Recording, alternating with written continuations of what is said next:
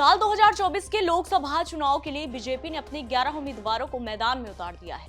BJP ने जहां 7 सीटों पर नए चेहरों को मौका दिया, वहीं 4 सिटिंग सांसदों की टिकट काटकर एक बार फिर चौंकाया।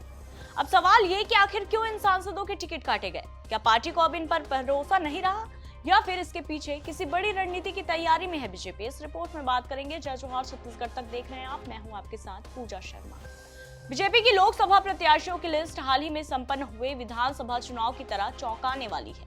साल 2019 के लोकसभा चुनाव में 11 सीटों में से 9 सीटों पर कब्जा जमाने वाली बीजेपी ने 2024 की लोकसभा के लिए 7 सीटों पर नए चेहरों पर दांव खेला, तो वहीं 7 सांसदों के टिकट भी काटे, जिनमें से 3 सांसद साल 2023 में हुए विधानसभा चुनाव में जीत के बाद विधायक बन चुके हैं।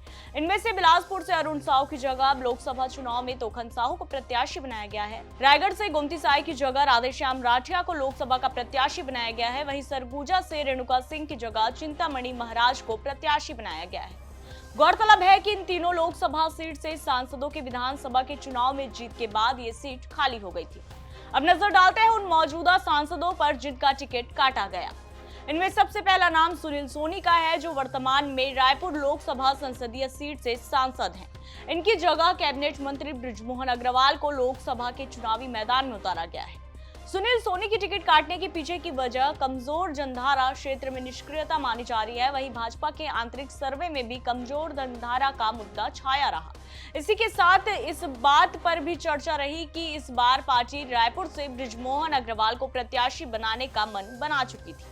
बृजमोहन अग्रवाल लगातार 8 बार से विधायक चुनते आ रहे हैं, लगातार मंत्री रहे हैं। उन्हें छत्तीसगढ़ में पार्टी का हनुमान भी कहा जाता है। उनका नाम लोकसभा के लिए आना अप्रत्याशित था।